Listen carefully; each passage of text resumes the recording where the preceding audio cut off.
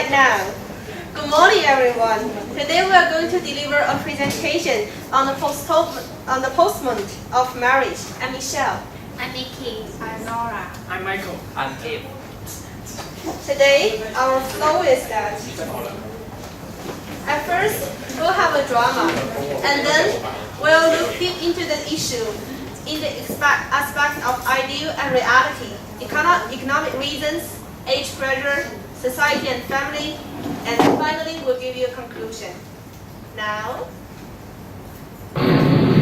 it's our show time.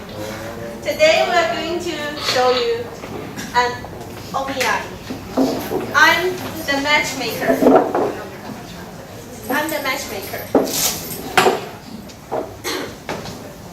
I'm a Japanese woman with high educational background.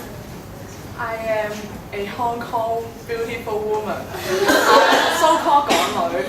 I am a Hong Kong man, so-called 獨男. And I'm a normal Japanese guy. So-called otaku. Okay, guys. So, would you please tell me what's your dreaming lover like? I would prefer a girl who is fascinating. Oh, you are already so fascinating. Just look into the mirror. I don't think you can find someone just look like you. Really?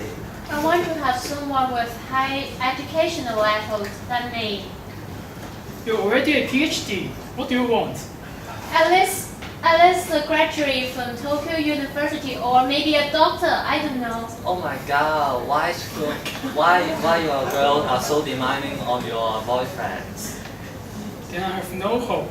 But I want a woman, my wife, who can take care of my parents. And as I don't want my children to be sent to nursery school, so I think my wife would better quit her job. Oh, you prehistoric man. I will never quit my job for a man. Of course, my boyfriend should be handsome, should be rich, romantic, spending all his time with me and like watching movie and shopping. And then he also have to have a high income and possess a house, a car, a ship, and aeroplane. And he has also buying a lot of cosmetics and clothes. Then I'll be the most luckiest woman in the world, and I'll be the princess. Oh, that's super strict. Does such man really exist? Yes, but he doesn't belong to you. I beg your pardon. Oh my god. You're so superficial. Oh, everyone, don't get angry. Okay, everyone, did you enjoy our OMI? But now we are going to tell you more about and to introduce about this issue.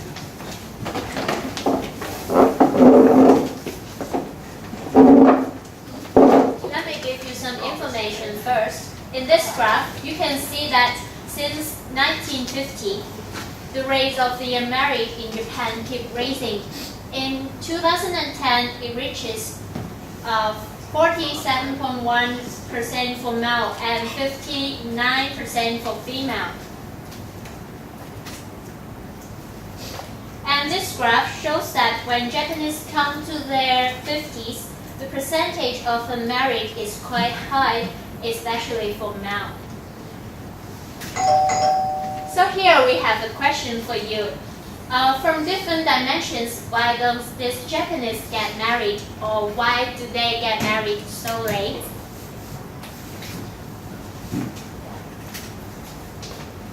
And now I want to focus on an interesting point that's found by the research. Let's have a look at the data shown on the screen first. And according to this graph provided by Japanese government, and although we can find several declines, and the percentage of Japanese willing to get married is quite stable in recent years. From this, although the problems of late marriage is quite stable, is quite worse in recent years, but what is reflected from the research result is that most people still want a marriage in their lives. And now let's have a look at the statistic of our questionnaire. The purple bar shows the percentage of university students who do not want to get married. This one. And there is a significant consistency with the official governmental data. So what are the reasons behind? Actually, the main reason is quite obvious that people do want to get married, but they fail to do so.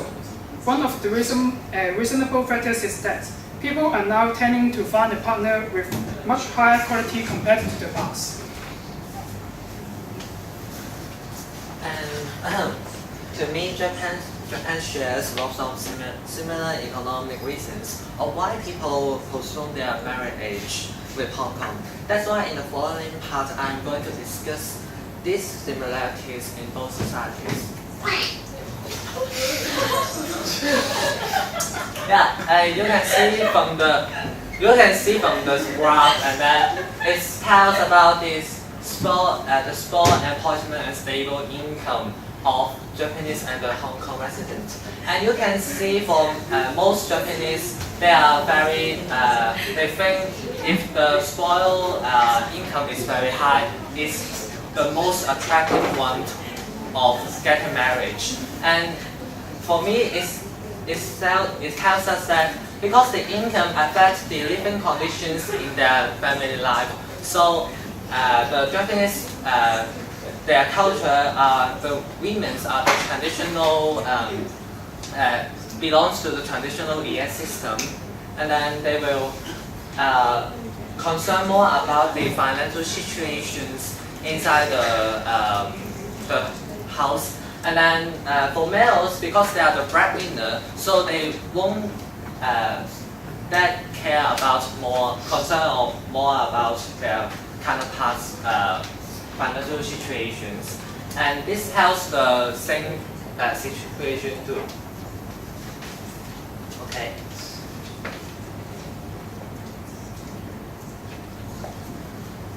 And I discovered another reason that an increasing number of women in both sizes joining the working forces play another important role in driving them not to marriage or postpone their marriage age. Women are retreating from marriage as they enter the workplace. That's partly because for women, both being employed and getting married is tough in Asia. Women who are the primary homemakers for husband, children, and often for aging parents. And even when they are in the full-time employment, they are expected to continue to play this role. And this is true elsewhere in the world, but the burden that Asian women carry is particularly heavy. Japanese women who work about 40 hours a week in the office, then do on average another 30 hours on housework. It's difficult for them to balance between the work and family. And their husband, however, only do about 3 hours on average. While in Hong Kong, their counterparts have a domestic helper to share the heavy housework. But due to this special economic structure, Asian women have an unusual pessimistic view of marriage. Okay, let's talk about age pressure to marriage. In Hong Kong, people would be titled if they still don't get married when they get to a certain age, and especially for women, they would be called 中女 or 剩女. Then, so people would be afraid of late marriage. And what about Japan? Okay, people in Japan in the past would like to marry when they get to a certain age, and it is because of the pressure from parents and family and their traditional value. However, now, in generally speaking, people would more likely to wait for the right person to get married, and won't get married if they don't find the right one. And it leads to later marriage and become a practice. It is also emphasized by the media, such as the TV drama and magazines. And you can see from the graphs, two graphs, women would be less willing to get married when they get older. Because of their outlook, they would be less attractive. And also their body function would decline because they would think that after marriage they have to give birth to children, so they won't get married when they get old. And however, to compare, men would the change of men would be less significant compared to women because they are still attractive, and the age would be a less effective factor.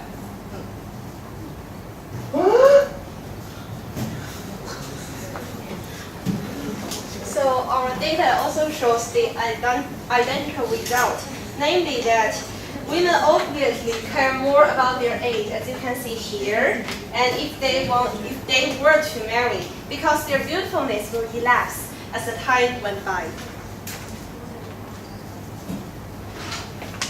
So now let's focus on social and family reasons.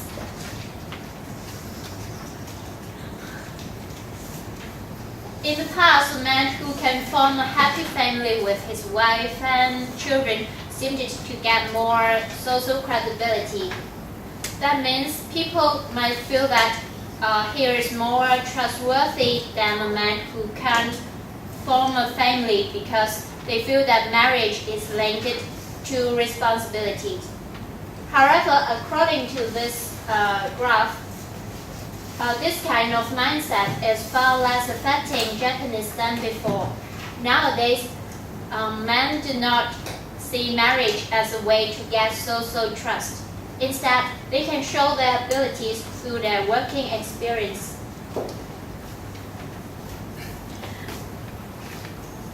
And for female, as their social status change, being a household is not the only way for them to survive in the society. Apart from playing a caring role as a mother, Japanese women tend to focus more on developing their career. On the other hand, getting married and having a children may equal to giving up their career. So, although they choose to be a career woman, and the idea that a female should be responsible for housework and attending to children is still hard to change. As a result, marriage may not help rising women's social trustworthiness and may even make them lose their position as their workplace.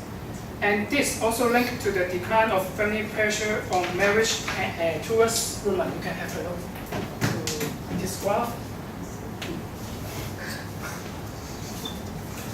Okay, so our questionnaire results also shows the similar results because we asked the general view of them towards marriage, not their own individual view, but a general view. And it shows that in Japanese people's concept, marriage is no longer a necessity to prove their social trustworthiness. So it's much lower than Hong Kong people. And now let's compare the situations of Hong Kong and Japan. Both Hong Kong and Japan are facing the problem of late marriage and non-marriage. And here is some similar reasons of this problem. First, Hong Kong people, especially the youth, emphasize on freedom and individualism. And from what we've mentioned, Japanese see love as an important part of marriage too. Since late marriage and non-marriage become more common, both Japanese and Hong Kong people are under less pressure to get married as soon as possible. Moreover, women's social status has been rising in both areas. In Hong Kong, career women are very common. Their working abilities are not weaker than men. Women are not supposed to take care of household affairs, and they get more chances to develop their career life.